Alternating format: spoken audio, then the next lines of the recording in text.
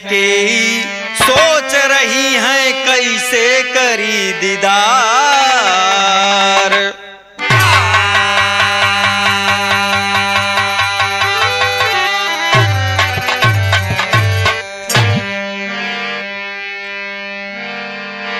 सभी श्रोताओं के बीच में एक रामायण का प्रसंग है। कहना है दोस्त, भगवान मर्यादा पुरुषोत्तम 14 वर्ष वनवास में रहे। दशकंधर पर विजय प्राप्त हुई। प्राप्त करने के बाद घर के लिए रवाना होते हैं दोस्त। पूरा युद्ध खत्म हो गया। जामवंत एक कोने में खड़े हुए हैं। तो भगवान पुरुषोत्तम सोचने लगे कि सभी वीर किसी न किसी से युद्ध किए, लेकिन मैं देख रहा हूं पूरा युद्ध समाप्त हो गया, लेकिन जामवंत चुम्मारे खड़ा है। बहादुरी में कहीं इनका योगदान नहीं है। भगवान राम गए कि बोले जामवंत, बोले हाँ प्रभु कहिए। कहें जामवंत मैं आपसे नाराज हूं। कहें किस बात के लिए? कहें इस बात के लिए कि पूरा युद्ध समाप्त हो गया, हम सब लंका का नाश कर जाए, लेकिन आपने कहीं युद्ध नहीं किया। तो जामवंत कहा हे भगवान, अब तो का बताई, हमरे बले कौनो मिलबई ना आई बहन। मर्यादा पुरुषोत्तम सोचने लगे, बतावा दशकंधर मारा गवा, मेघनाथ मारा गवा, सभई मारा गए, इनके बले क्यों दिखाबई ना आई भवा। बाबूजी क्या कहते हैं भगवान कि मेरे भक्त को अपने बल पे घमंड है। क्या कहना है दोस्त? कव्वाली की लाइन है मास्टर साहब।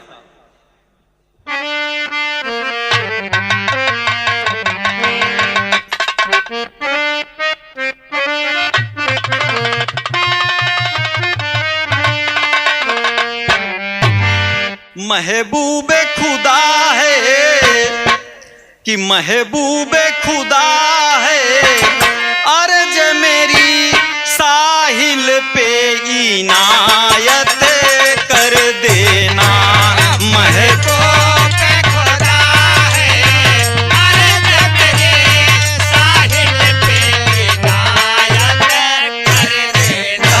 महबूबे खुदा है, अर्ज मेरी साहिल पे इनायत कर देना। जब दुनिया की झोली, जब दुनिया की झोली भर जाए, तब मेरी भी झोली भर देना। जब दुनिया की झोली भर जाए, तब मेरी भी झोली भर देना। जब दुनिया की झोली भर जाए, तब मेरी भी झोली भर देना। ए बाबूजी, लेकिन जामवंत ही भाव में कहा हे भगवान, कहन का कहन जान ल हमरे बराबरी का कौनो योद्धा दिखावे ना भवा। बाबू जामवंत जी क्या कहते हैं? बोले जामवंत सुनो हे भगवन, बोले जामवंत सुनो हे भगवन, कोई हाथ मिलाने वाला नहीं। बोले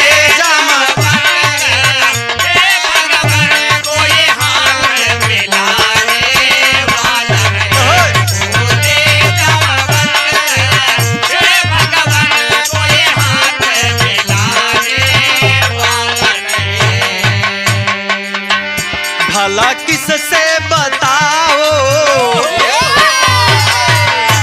जामवंत जी कह रहे हैं दोस्त कि भगवान अच्छा बतावा हम कैसे युद्ध करी, हमसे तो क्यों हथवई नहीं मिला हवत बा।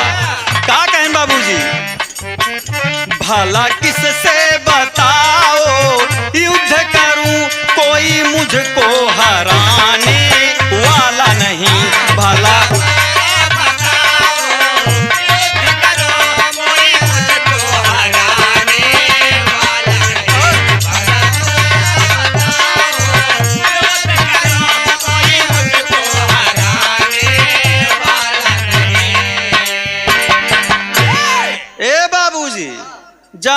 जी बोले कि ये भगवान अच्छा बतावा हम कैसी हाथ मिलाई। सब तो रहन उहै लमसम में छुछुइन पटाका, सब मरी गए। तो कहन भगवान यही बड़े हम युद्ध नाय करे कि त्रेता युग में हमें कोई हरा ही नहीं सकता। मर्यादा पुरुषोत्तम भगवान कहन बताइए, इतने वीर वीर योद्धा मारे गए, जामवंत कई हाल व भालू वाली स्टाइल व इनके वे बहादुरीन सवारी है। भगवान कहन समझ गए जामवंत आपको अपने बल पे घमंड है। तो कहन सुना हमारे एक बात। भगवान क्या कहते हैं मर्यादा पुरुषोत्तम, कहना है इसी लाइन में, बोले भगवान सुनो जामवंत, बोले भगवान सुनो जामवंत, एक दिन मैं भी अजमाऊंगा। बोले भगवान सुनो,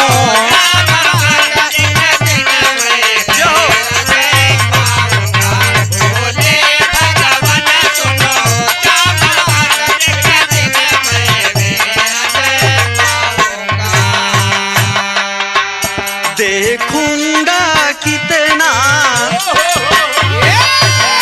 देखूंगा कितना बल तुझ में, तेरी इच्छा मैं पूराऊंगा। देखूंगा कितना,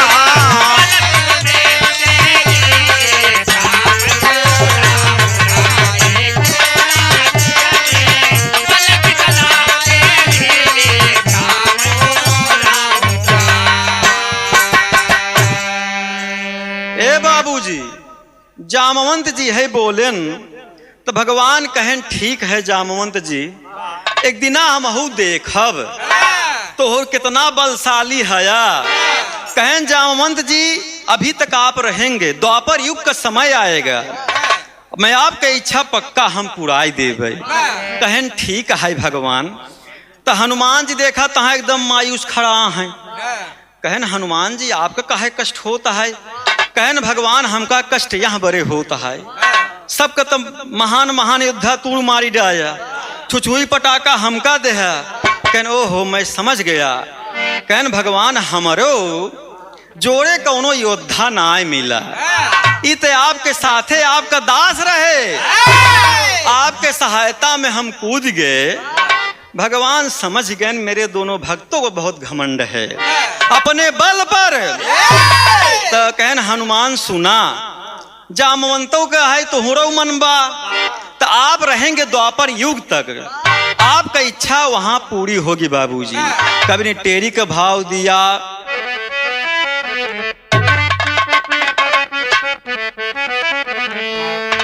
भगवान कहा थी ए भैया कहीं अरे राम दुलरवा दुई नौ जन का झरबई, हाँ दुलरवा दुई नौ जन का झरबई, अरे तोहरा टंगरी तोड़बे ओनहु के कपारवा, दुलरवा दुई नौ जन का झरबई।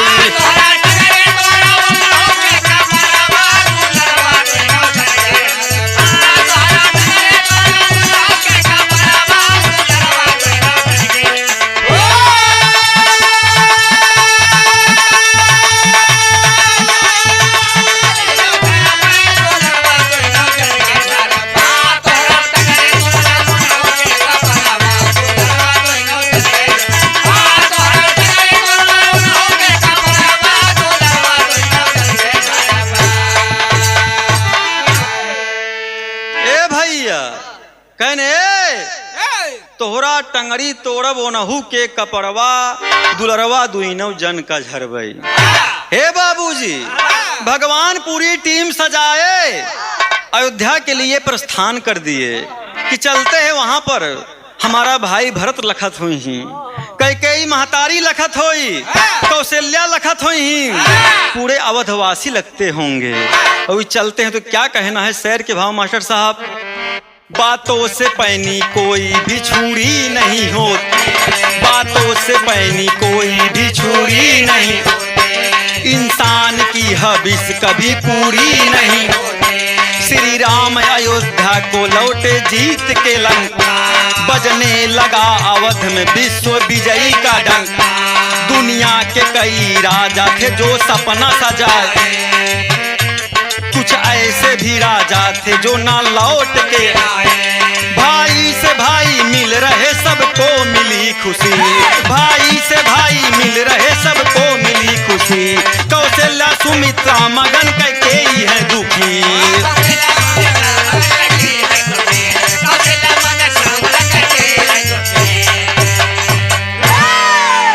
ए भैया, भगवान श्री राम मर्यादा पुरुषोत्तम जी पूरा सेना सजाए, जीत का लड्डू लिए, बधाई लिए, आए गए अपने घरे दुआरे। भगवान बिचारा तहां कि हमार भैया भरत व्याकुल हुई ही, कौशल्या माई हमार रास्ता देखत हुई ही, कैकेयी माई बड़ा हैरान हुई ही कि भगवान अबे आयन ना आए। ए भैया, सामने बाबूजी आयन, सब लोग मिल रहे हैं, लेकिन कैकेयी लाज बस भगवान के सामने ना आवती हैं। बाबूजी आज जब देखे राम चले आ रहे हैं तो भरत भैया सामने आई गए। चौपाई के भाव में क्या कहना है?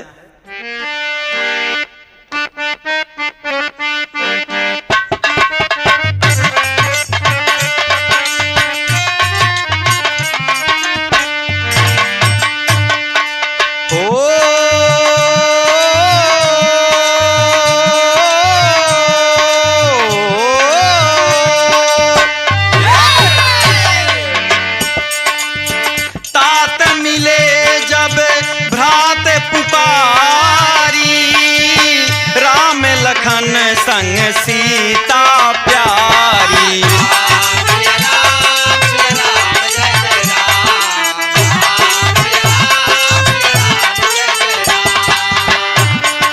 ओ व्याकुल नयन लखत चहुओरी, आज मिले जनानंद किशोरी।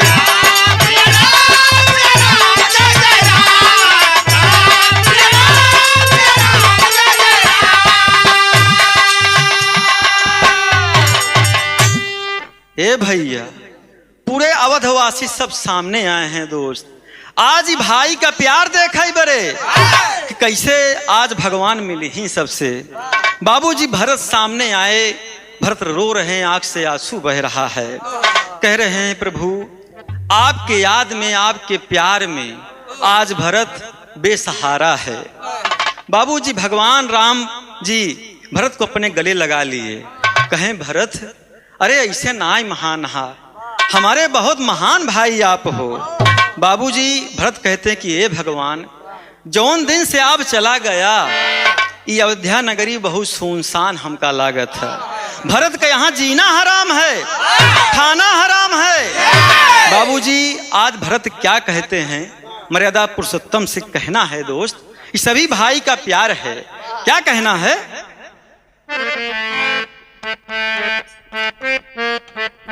क्या बात है?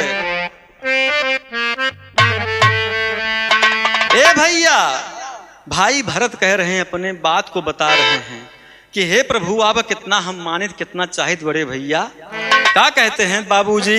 कहीं हम बन को चले पग बंधन है कि भाई बन तो आप गया, लेकिन हमहू लागत जना हमहू बनवासी हुई गए। तब ऐसे धरती बितावत है प्रभु आपका ऊपर रखे ही खड़ा हूं। क्या कहते हैं दोस्त कि हम बन को चले पग बंधन है, तुम जश्न मनाना आंगन में, हम बन को चले पग बंधन है।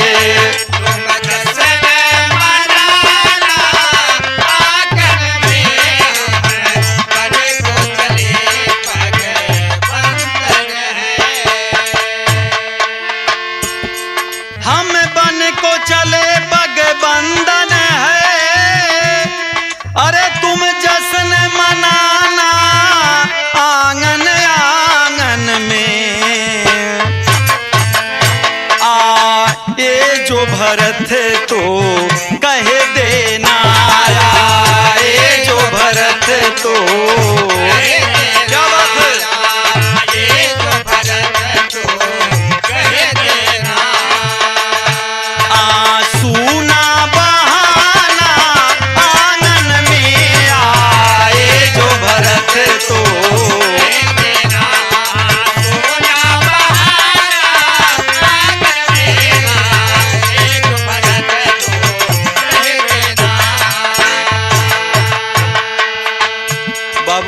आज भरत रो रहे हैं दोस्त। इसीलिए दोस्त आज अमर है भरत भाई का मिलाप।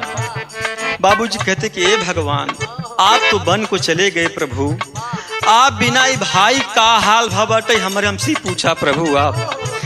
माई कौशल्या कैकेयी सुमित्रा सब हैं, लेकिन महल सुनसान लागत रहन भगवान।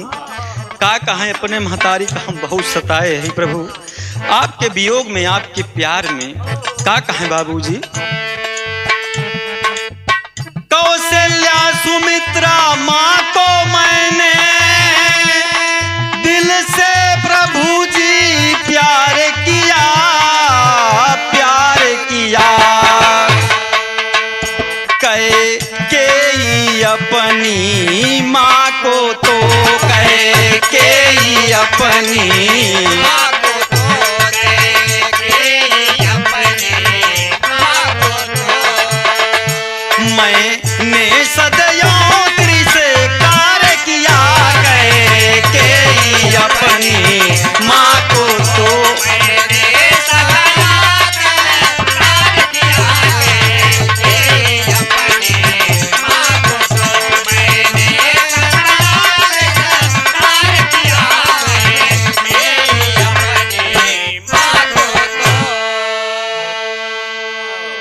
ए बाबूजी, आज भाई भरत का यह प्यार देखकर राम बाबू एकदम भाव विभोर हो गए कि हमार भैया कितना हमका मानत रहे दोस्त।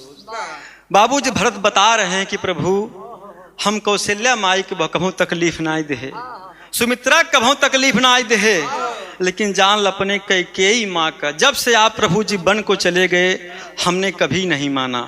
ए बाबूजी, बाबूजी भरत ऐसे बता रहे हैं, भगवान राम के आंख से आंसू बह रहे हैं मेरे दोस्त कि मेरा भाई आज कितना प्रिय है, कितना हमारे बड़े देखा व्याकुल हैं, बेचैन हैं। तो राम कहते हैं कि अरे भरत कैसे कह रहे हो तुम, कैकेयी नहीं दोषी है भैया, कैकेयी तो हमार वो महतारी है, का बताई आपका। बाबूजी कैकेयी माँ ऐसे मुंह छुपा रही, का मुंह लेके जाई बेटवा के सामने। अरे हमारे चलतन हमारे कहे पे आज हमारे बेटवा का वनवास हो गया। बाबूजी क्या कहना है चौपाई में,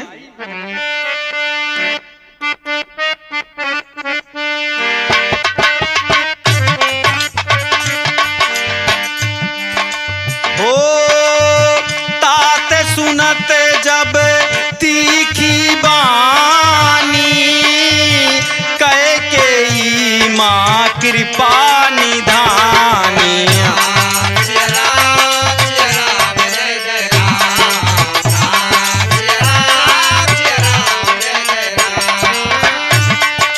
हो रघुकुल रीत सदा चली आई, प्राण जाए पर बचन न जाई। राम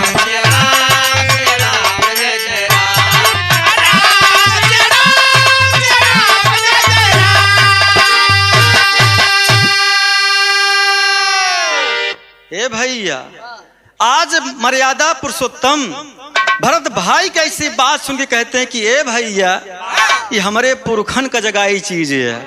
कहा गया है दोस्त रघुकुल हित सदा चली आई, प्राण जाए पर बचन न जाई। भगवान मर्यादा पुरुषोत्तम बोले कैकेयी ने कोई अपराध नहीं किया। अरे हमार तीन महतारी में सबसे महान कैकेयी महतारी है। बाबूजी ऐसे भगवान कहन कैकेयी माँ के सामने पहुंचे। कैकेयी माँ बाबूजी अपने पल्लू से अपन मुंह ढाक लेती हैं कि कौन मुँह ले के हम बेटवा सपने मिली। भगवान राम बोले कि माँ ए माई तनी मुहना खोला तो हर बेटवा तुम्हारे सामने आई है। माई बन में हम कितना तकलीफ सहे, कैसे रहे तोहरे बिना हम जानत है। बाबूजी कैकेयी माँ इसे आंचल ढाकती है, ना बेटवा चला जाए, यहाँ सब तुम्हार अपराधी है। अरे हमारे चलतन ये पूरा इतिहास रघुवंश हमें गाली देगा कि हमारे चलतन आज बेटवा बनवास चला गया रहा। तू कहे नहीं माई तो हार कौनो हमें अपराधा ही नहीं न, कि सब विधि का लिखा हुआ लेखा जोखा था। माँ आपने कुछ भी नहीं किया, आपने सिर्फ अपना वचन निभाया। तो बाबूजी कैकेयी माँ कहते हैं कि बेटवा अगर हमसी नाराज ना यहाँ तो हमका एक ही वचन दा कि कभो बेटवा हमरो कोखी जन्म ल। भगवान राम कहन माँ आपके लिए पूरी दुनिया कुर्बान है। अरे ये छोटी मोटी बात यार। भगवान राम वादा करते हैं कि माई हम तोहार पक्का कहना मानब। कहीं नहीं, अगर राम हमार गलती माफ करता है तो बेटवा हमसे वादा करा कभो तोहरे कोखी हम जन्म ले। वो जी क्या कहते कई माँ तर्ज है।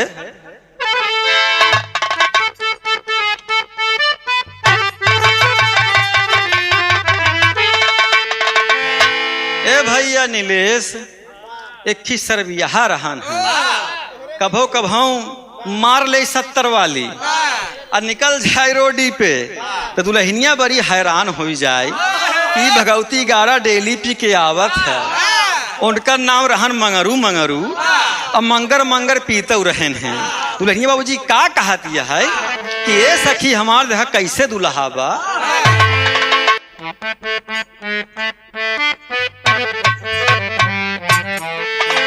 कि पिएला शराब गाजा तारी हमारे पिया मिलले जुआरी।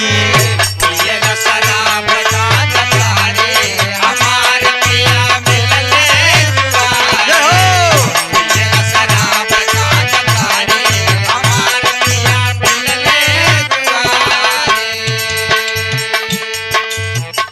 लेकिन कैकेयी माँ आज भगवान राम से कह रही है कि बेटवा अगर प्रसन्न है गलती हमार माफ करता है तो मुन्ना हमसे वादा करा कि कभो हमारे गोदी से कोखी जन्म ले आया। का कहते हैं बाबूजी कई माँ कह रही हैं हमसे एक वादा निभाना।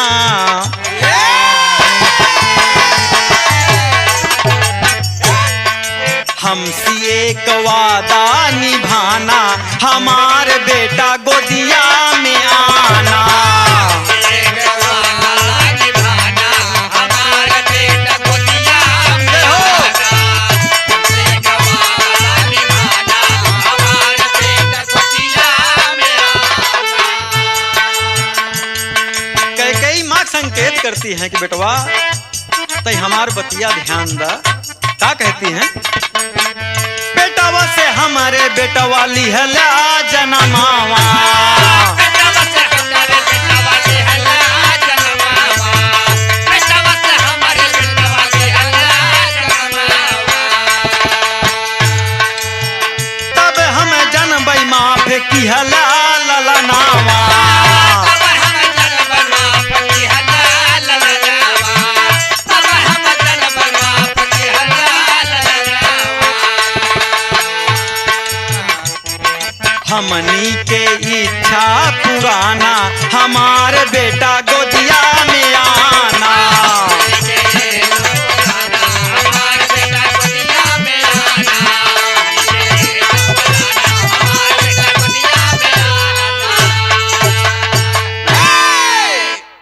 ए बाबूजी आज मर्यादा पुरुषोत्तम भगवान श्री रामचंद्र जी कैकेयी माँ से वादा किए कि हे माई अगर आपका यह इच्छा बा तो जा महतारी वादा करत है आपके कोखिस जन्म तो लेब लेकिन महतारी तोहार हम दूध ना पियब।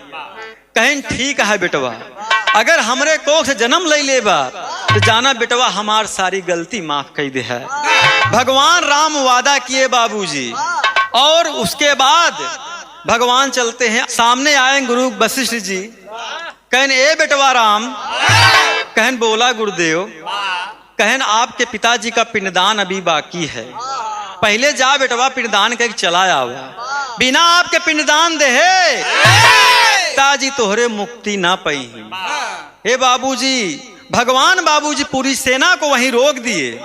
अयोध्या में रहिए आप लोग आराम करिए खाना पानी कीजिए हम जाते ही पहले पिताजी की इच्छा पूर्ण के तबे लौटब। हे बाबूजी गुरुजी के आदेशानुसार आज भगवान चलते हैं तो क्या कहना है दोस्त।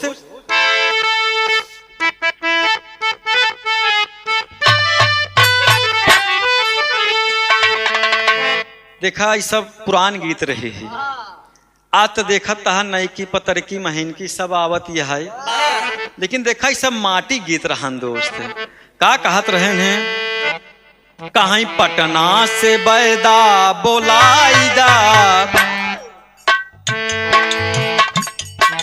पटना से बैदा बोलाईदा, नजर आ गई देहिया।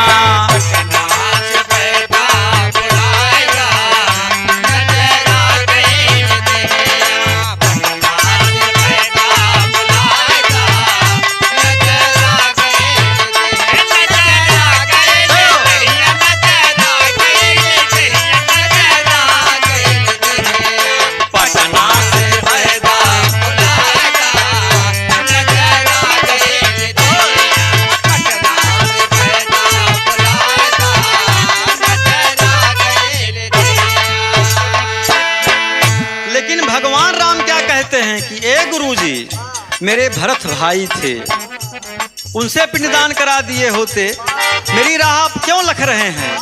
तो गुरु वशिष्ठ कहते हैं नहीं मुन्ना, जो प्रथम जेठ पुत्र होता है पिता का पिंडदान पहले वही करता है। क्या कहते हैं बाबूजी? है पिताजी का इच्छा पुराईदा, पिताजी का इच्छा पुराईदा, द्वारे बोला बभनावा, पिताजी का इच्छा पुराईदा, द्वारे बोला बभनावा, पिताजी का इच्छा पुराईदा, द्वारे बोला बभनावा। आज बाबूजी अपने गुरुजी के कहने के बाद भगवान राम साथ में लखन सीता रहिया देते हैं बाबूजी कहाँ? फल्गु नदी की ओर। क्या कहना अंतरे के भाव में?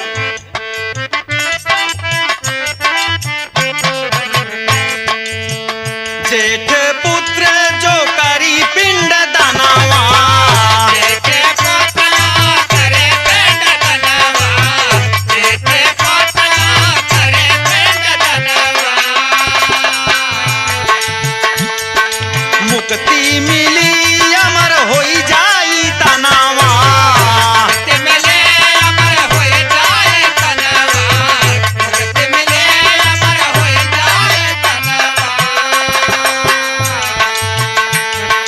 हमारी तपनिया बुझाईदा, हमारी तपनिया बुझाईदा, द्वारे बोला बभनावा, हमारी तपनिया बुझाईदा, द्वारे बोला बभनावा, तुम्हारी तपनिया बुझाईदा, द्वारे बोला बभनावा।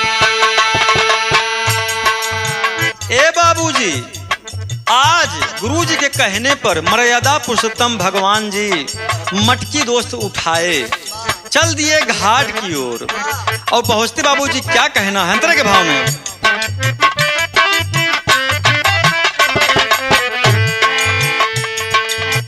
मटकी उठा के चले राम रघुराई, मटकी उठा के चले राम रघुराई, मटकी उठा के चले राम रघुराई, घटवा पे पंडा प्रभु के बोलाई, घटवा पे पंडा प्रभु के बोलाई, घटवा पे पंडा प्रभु के बोलाई, क्रिया करम कुल कराईदा, क्रिया करम कुल कराईदा, द्वारे बोला बभनावा, क्रिया करम कुल कराईदा,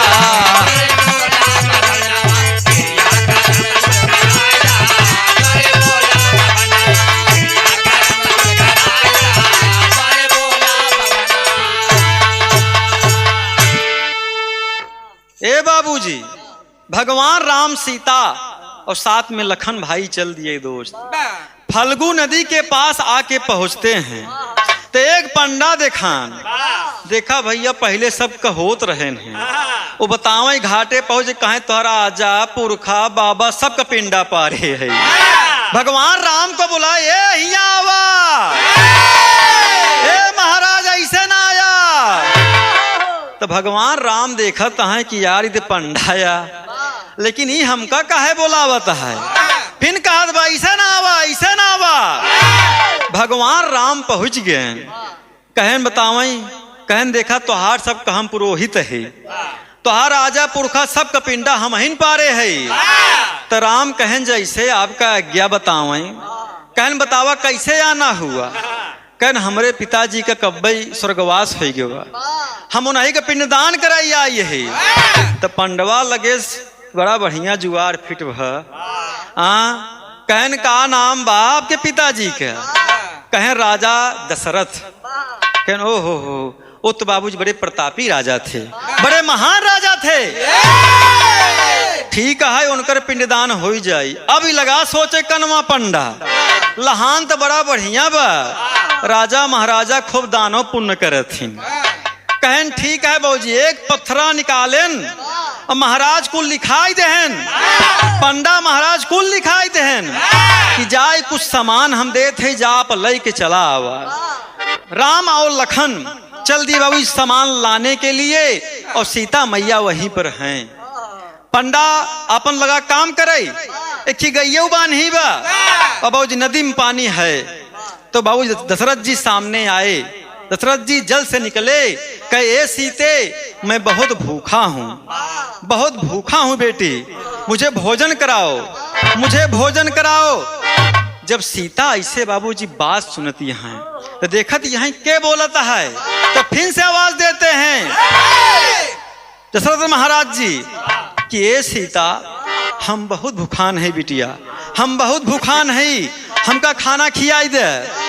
तो बाबूजी सीता माँ देखती हैं कि ससुर जी हमारे सामने हमको दर्शन दे रहे हैं, लेकिन अब का खियाई बाबूजी खाटी। प्रयागराज में कहना है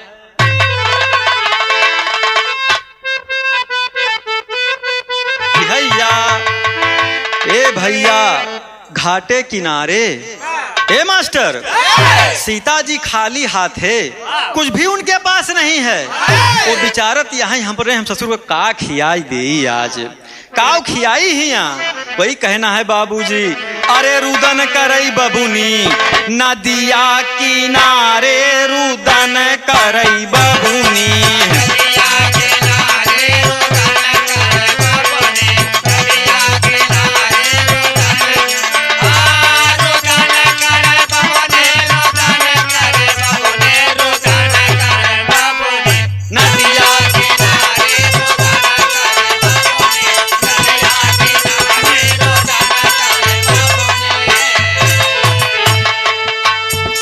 माँ अपने मन में सोच रही हैं कि यहाँ नदी के पास में पानी और रेत के सिवा कुछ भी नहीं है।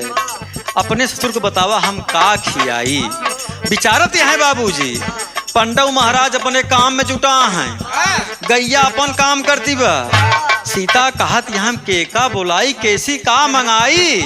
क्या कहना है, जनक दुलारी सोचै काऊ हम खियाई।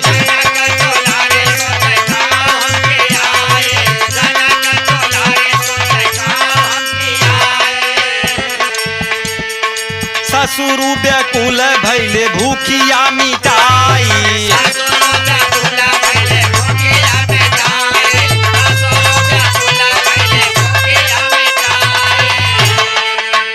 अरे रोए प्राण प्यारी दूनों अखिया के गारे, रुदन करई बबुनी नदिया किनारे, रुदन करई बबुनी।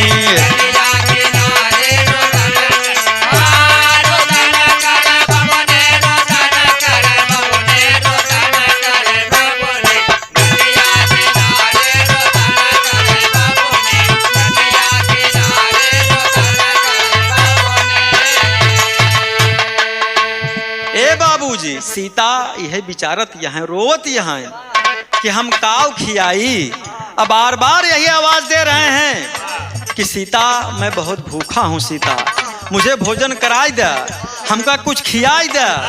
आज सीता मैया रोवत यहाँ बतावा हम का खियाई। हिया सिर्फ यही रेत देखात बा, पानी देखात बा, कि पंडवा अपन काम लहाएब, गैया खाएम जुटी है। बतावा कैसी बोलाई हमारे पिया और देवर गा है बाजार में सामान लिया वही बरे। तो बाबूजी सीता माँ क्या काम करती हैं दोस्त, आज वही रेत हाथ में उठाई लेन, बाबूजी लड्डू लगिन बनावाई 5-6 ठी का बाबूजी कहना है अंतरे के भाव में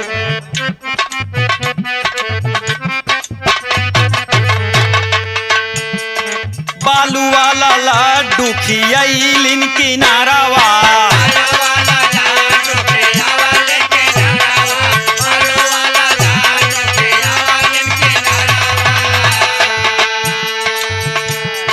ससुरु मगाना भैले खुशी भाजियारावा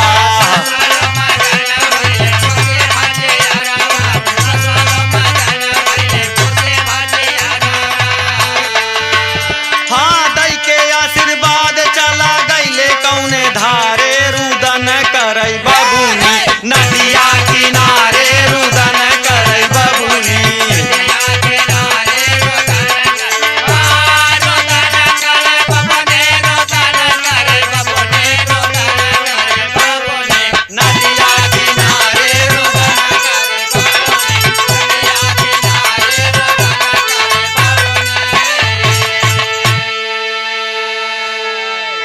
ए भैया सीता माँ के बाबूजी दिमाग में यह बात आई कि यहाँ तो कुछ भी नहीं है। वही बाबू सीता मैया बालूक बाबूजी लड्डू बनाई के आज अपने ससुर का खियाई देहिन। पिताजी खाए बाबू आशीर्वाद दे के चला गए। अब आप सोचा पिंडदान राम के हाथे हो चाहिए। सीता दई के पहले से बैठी यहाँ सीता एकदम मगन हो गई, एकदम प्रसन्न हो गई कि हमारे हाथे ए चांद भैया हमारे पिताजी नहीं हमार ससुर आज हम पिंडदान कई दे है। बहुत एकदम मगन यहाँ प्रसन्न हैं। उधर राम लखन लेहे अपन समान उमान आई ज्ञान घाटे पे कने पंडा महाराज पंडा एक आखिक रहन काना अपन ममकाई देहन वहीं से देखें दाएं बाएं कहन लागत जजमान एकदम फिट आई यहाँ देखें बहु समान ही समान। और सीता मैया एकदम प्रसन्न यहाँ कि पिताजी के तो हम पिंडदान कई दे है बड़ा बढ़िया काम हो गया। इधर पंडवा अपन लहान लखत बा कह जजमान सब सामान लिया है कहन हाँ हाँ महाराज जोन जोन कह रहा सब लिया है। अब बाबू सीता मैया ध्यान द ज्ञान का बात है भगवान राम के हाथे पिंडदान लिखा गया रहन लेकिन राम ने पिंडदान क्यों नहीं किया। एक वजह है ध्यान दो बाबूजी। फल्गु नदी में पिंडदान गाय वट वृक्ष के फूल को साक्षी मानकर बाबूजी आज सीता ने पिंडदान किया था। अपने पिता का भूख मिटाए रहीन। ए भैया जब आयन महाराज बैठाई लहन कहन जेठ पुत्र सामने आओ वही राम आई गेन कहन हमारे पिताजी थे बतावा महाराज का करे परी। इतने में सीता कहन ए स्वामी अब पिंडदान जिन करा कहन काहे बरे कहन पिताजी का पिंडदान हम कह चुकी है। कहन पंडवा कहते हैं ए अबे हम एको श्लोक बचबै न भय एको मंत्र पढ़बै न भय ए कैसे पिंडदान कई दिहिन। तो कहन सीता क्या मजाक कर रही हो घाट पे हम आप बैठे हैं ऐसी बात यहाँ नहीं बोलना चाहिए। कहन स्वामी हम सही कहा तही इ नदी देखे बा इ गैया देखे बा तो कहन गवाही दिवावा। अब जब वही नदिया बोल तो नदिया नहिकार देश नहिकार यहाँ बड़े देश की ए इतवार ही मंगर आवथिन आई पंडवा हमका डेली साथ देत है। तो बाबूजी क्या कहना है भजन मास्टर साहब बैठी यहाँ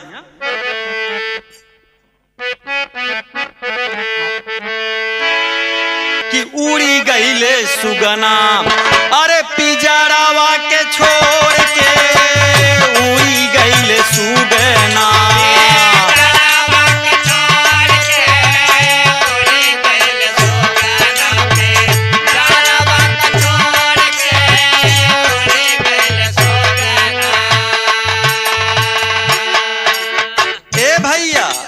सीता मैया निहारत यहाँ कि नदिया साफे झूठ बोल रहे एकदम झूठ बोल रहे। जानकी जी देखती हैं गैया की तरफ कि गैया कहूँ सच बोल दे। गैया लगी सोचे क्या कहना है दोस्त। गैया कहाई कि कुछ ना देखा नदिया कहाई कहई पियासी। नदिया का है प्यासे नदिया का है प्यासे नदिया का है प्यासे नदिया का है प्यासे। गैया कहई कि कुछ ना देखा नदिया कहई पियासी।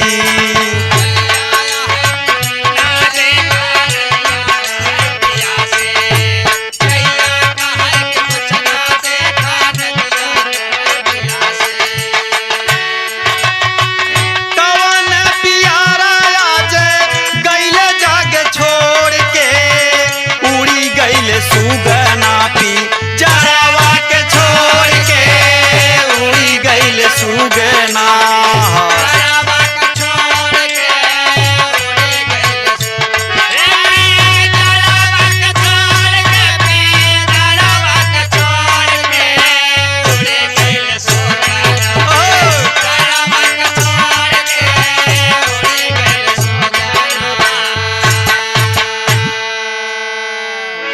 ए भैया गैया लगी सोचई कि अगर हम आज सही सही बताई देव तो ई कनवा पंडा हमका ढेली खियावत है।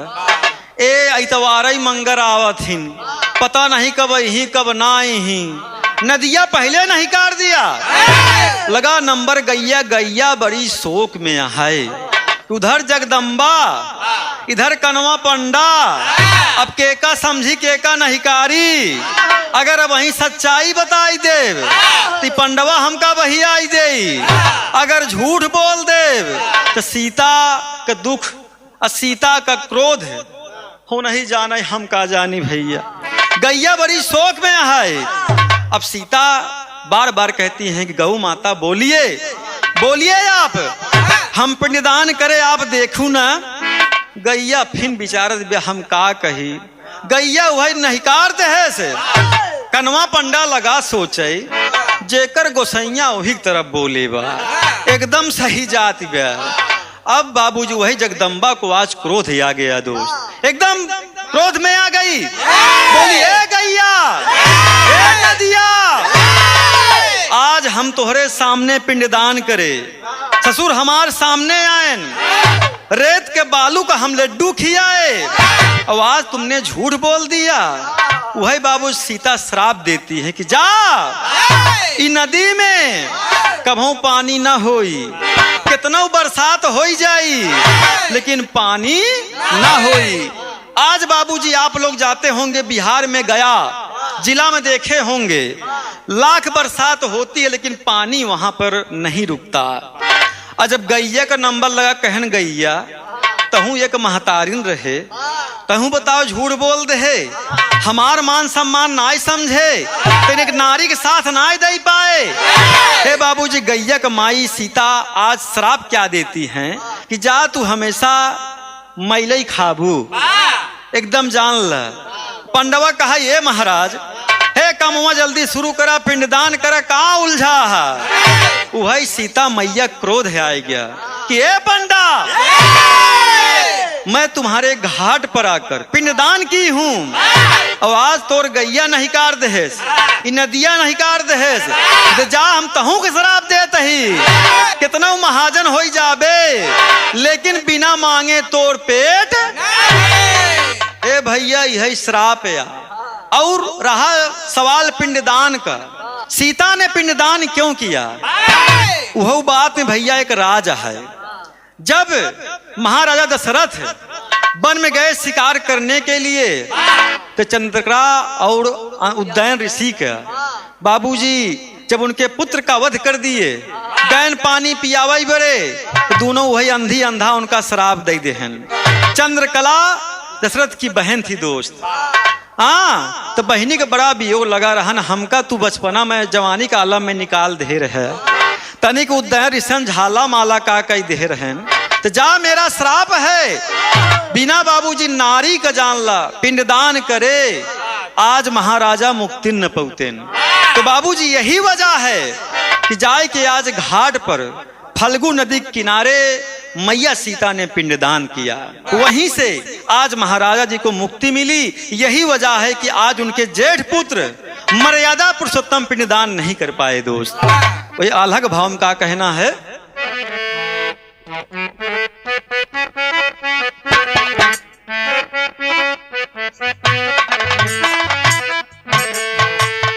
कई के पिंड दनवा भगवन लौटे भवनवाए भैया।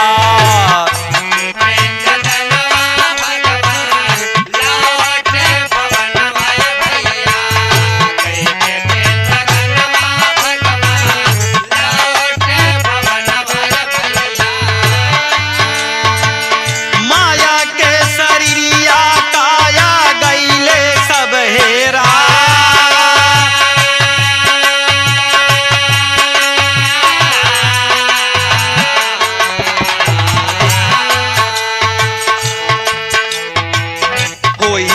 लाचार रोवई विधवा मतरियाए भैया।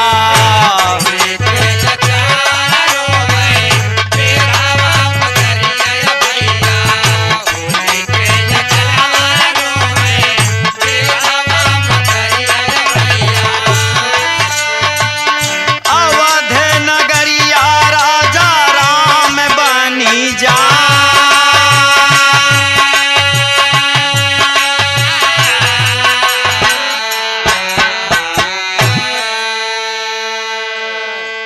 ए भैया, आज भगवान वहां से दोस्त वापस आए, अवधपुरी को पहुंचते हैं। तीनों महतारी आज विधवा हो गई यहाँ दोस्त, रोवत यहाँ। नगर वासियों के कहने पर भगवान श्री राम मर्यादा पुरुषोत्तम जी को लोग बाबूजी वहां का राजा बना देते हैं। तो भैया ई रहा एक पौराणिक कहानी, ई बरे कहा गया है कर्म हमेशा अच्छा करना चाहिए। क्या कहना दोस्त, अंतिम भाव में ई रहा एक अनोखा भी रहा, पिंडदान वाला भी रहा। क्या कहना अंतिम भाव में वही,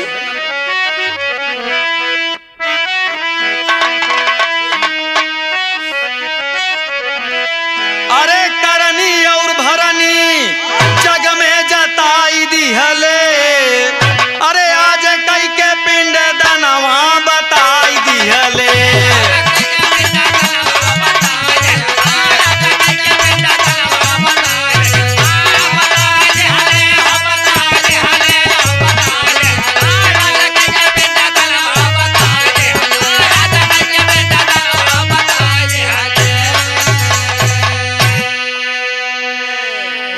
रावण के मार प्रभु सीता लैयाए, उहै सीता काहे बड़े बनवा पठाए।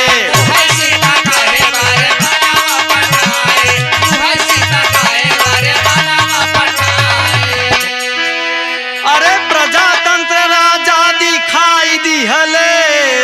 अरे आज कई के पिंड दनवा बताई दिहले।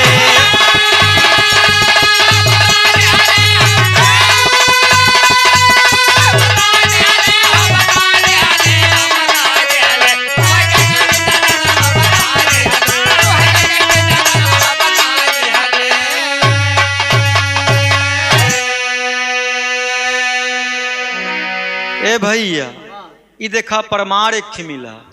जब वो सीता पतिव्रता थी, मर्यादा पुरुषोत्तम वहां परीक्षा लेकर यहाँ लाए थे, तो उस सीता काहे बड़े वन में भेजन अपने प्रजा के कहे पे, समाज के चलते आज मर्यादा पुरुषोत्तम ने सीता के बाबूजी वन में भेज दिया था।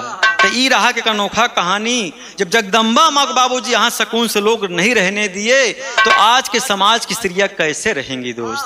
ये प्रमाण मिलता है। क्या कहना है, खानदान का परिचय हो कि स्वामी गीतानंद संत भय कविवर राम आधार।